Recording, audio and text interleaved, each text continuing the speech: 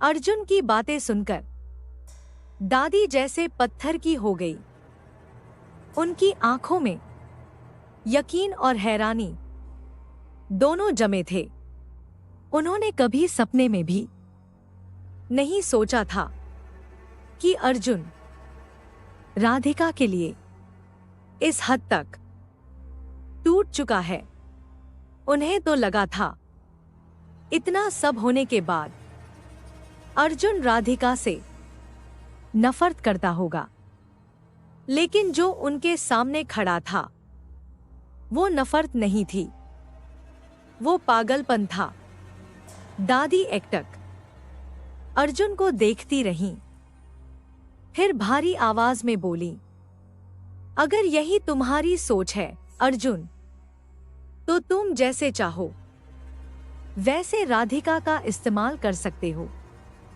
अर्जुन की आंखों में एक पल के लिए अंधेरा गहरा गया। दादी ने आगे कहा, लेकिन याद रखना, राधिका इस घर में कभी भी बहू बनकर नहीं आएगी। कमरे में सन्नाटा फैल गया। अर्जुन ने धीरे धीरे दादी की तरफ देखा।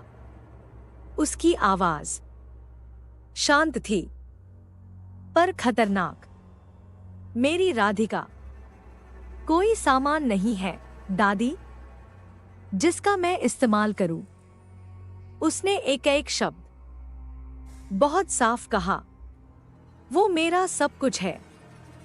दादी के चेहरे पर गुस्सा उभर आया और मैं अर्जुन की आवाज और ठंडी हो गई।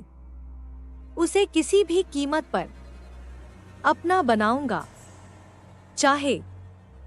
उसने पल भर रुककर कहा, आपकी मर्जी हो या ना हो।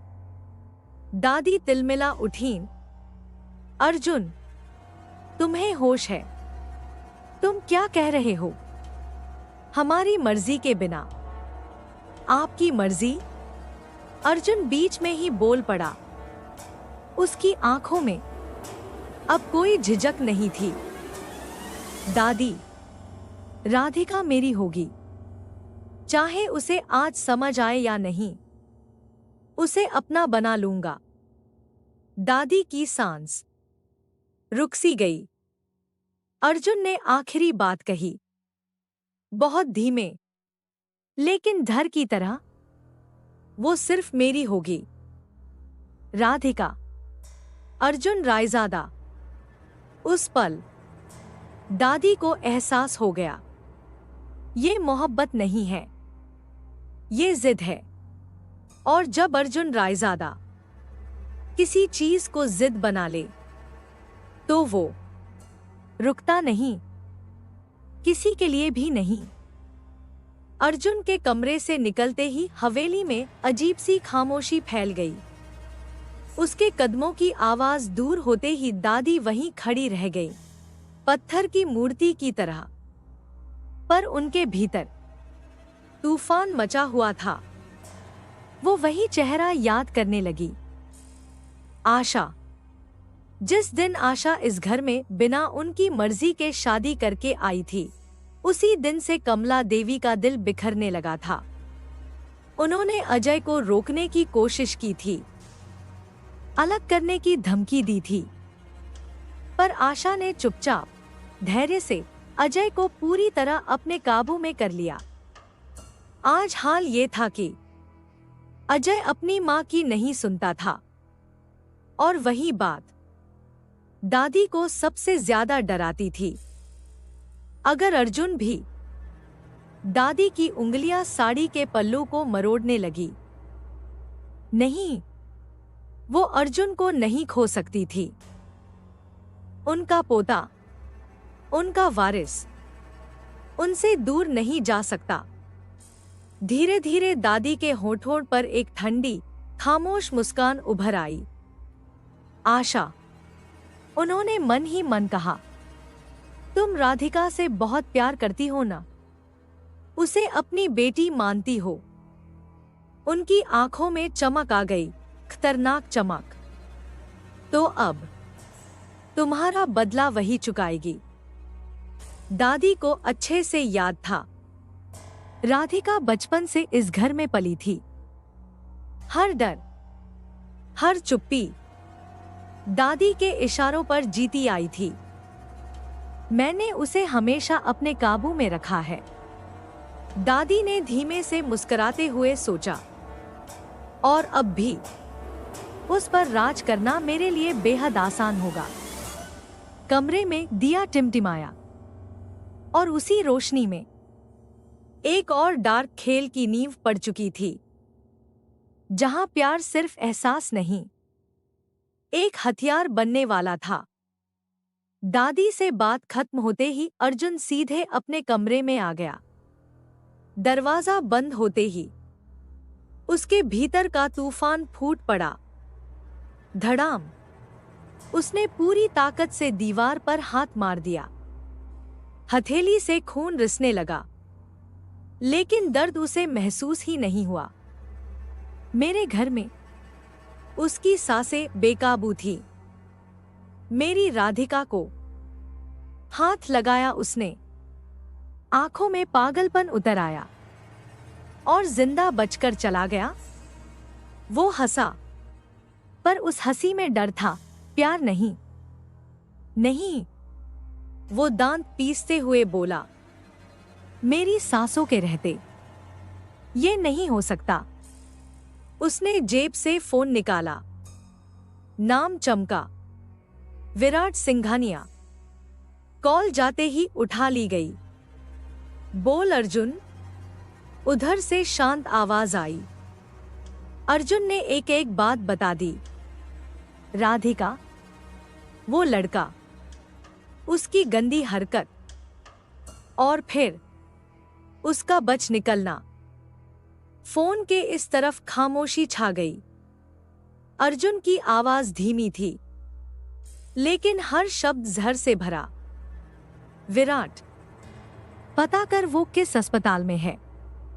एक पल रुका, फिर जो बोला वो अर्जुन नहीं, उसका अंधेरा था। मैं नहीं चाहता कि वो इंसान कभी चैन से सांस ले पाए। फोन के उस पार कोई सवाल नहीं आया, बस एक ठंडी सी आवाज, काम हो जाएगा। कॉल कट गई। अर्जुन ने फोन धीरे से नीचे रखा, खिड़की के पास जाकर खड़ा हो गया। बाहर अंधेरा गहरा रहा था और उसके अंदर उससे भी ज्यादा राधिका। उसने नाम फुसफुसाया, जैसे कोई दुआ हो या कोई कसम। तुम्हें छूने की कीमत हर कोई चुका कर जाएगा। कमरे में सन्नाटा था, लेकिन कहीं दूर किसी अस्पताल में मौत ने करवट बदल ली थी। अस्पताल की गलियारे में रात की खामोशी फैली हुई थी। मशीनों की धीमी सी बीप और सफेद रोशनी में डूबा कमरा। अर्जुन उस बेड के पास खड़ा था। बिस्तर पर पड़ा वो लड़का, बेहोश, चेहरे पर मास्क लगा हुआ, अब तक होश नहीं आया था। अर्जुन की आंखों में कोई जल्दबाजी नहीं थी, बस इंतजार और ठंडा गुस्सा। उसने धीरे से ऑक्सीजन मास्क हटाया, फिर झुककर उसके कान के पास फुसफुसाया, यही तुम्हारी सजा है। उसकी आवाज लगभग नरम थी, लेकिन मतलब जहर जैसा। तुमने मेरी राधिका को छुआ था, अब अंजाम भी तुम्हें ही भुगतना होगा। लड़के की उंगलियां हल्की सी हिली, उसकी सांसें बेचैन हो गई, जैसे शरीर कुछ कहना चाहता हो, लेकिन आवाज कैद हो। अर्जुन सीधा हुआ। उसके होठों पर एक अजीब सी मुस्कान फैल गई, पागलपन और सुकून के बीच की। डरो, वो मन ही मन बोला, क्योंकि ये तो बस शुरुआत है।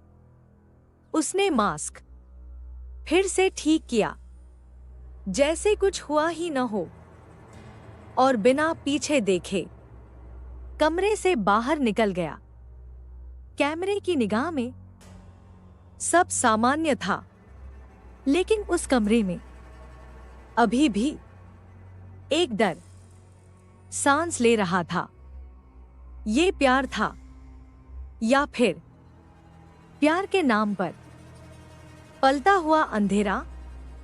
राधिका को इसका सच बहुत जल्द पता चलने वाला था। अगली सुबह जब राधिका की आंख खुली, तो सबसे पहले उसने अपने बगल में किसी की मौजूदगी महसूस की। वो पल भर को ठिठक गई। धीरे से मुड़कर देखा, आशा चोटी माँ उसके ठीक पास लेटी हुई थी, गहरी नींद में। राधिका की भौहें सिकुड़ गईं। चोटी माँ यहाँ कब आई? उसे याद ही नहीं आया। उसके हल्के से हिलने पर आशा की भी आंखें खुल गईं। वो तुरंत उठ बैठीं, जैसे पूरी रात जागकर किसी चीज का पहरा दे रही हों। राधिका, उनकी आवाज नरम थी, पर आंखों में बेचैनी। तुम ठीक हो ना? बस यही सवाल था। और राधिका का संयम टूट गया। उसकी आंखें भर आईं, होंठ कांपने लगे। हाँ चोटी माँ, वो धीरे से बोली, मैं ठीक हूं। झूठ, पर ऐसा झूठ जो वो बचपन से बोलना सीख चुकी थी। थोड़ा संभलकर राधिका ने पूछा, पापा कैसे हैं? मैं अस्पताल जा रही हूं, उनसे मिलने। आशा ने उसके सिर पर हल्का सा हाथ रखा। आकाश भय सब ठीक है, उन्होंने भरोसा दिलाया। अजय से मेरी बात हुई थी। तुम बहुत गहरी नींद में थी, इसलिए मैंने तुम्हें उठाया नहीं। राधिका ने बस सिर हिला दिया। अब जाओ, आशा बोली, फ्रेश हो जाओ, फिर हम दोनों साथ में अस्पताल चलेंगे। राधिका बिना कुछ कहे उठ गई। हवेली में आशा की मौजूदगी फिर से लौट आई थी। रसोई में हलचल थी। नाश्ता बनने लगा था। सब कुछ सामान्य दिख रहा था, लेकिन राधिका के अंदर कुछ भी सामान्य नहीं था। वो बाथरूम में आई, दरवाजा बंद किया। जैसे ही शीशे में अपनी परछाई देखी, कल रात की तस्वीरें उसके जहन में चीख बनकर लौट आईं। वो आवाज, वो नजरें, वो बदतमीजी, उस लड़के का चेहरा फिर से उसके सामने उभर आया। राधिका ने वॉश बेसिन को कसकर पकड़ लिया। उसकी सांसें तेज हो गई। नहीं, वो फुसफुसाई, पर यादें नहीं रुकी। उसकी आंखों से आंसू बहने लगे, खामोश, दबे हुए, जैसे वो रोने का भी हक नहीं रखती हो। पानी की धार खुली थी, ताकि बाहर कोई आवाज न जाए। और उसी बाथरूम में राधिका पहली बार समझ रही थी, कल रात जो हुआ वो सिर्फ एक हादसा नहीं था। वो किसी बहुत बड़े, बहुत अंधेरे खेल की शुरुआत थी। अगर कहानी अच्छी लगी हो तो चैनल को सब्सक्राइब जरूर करें।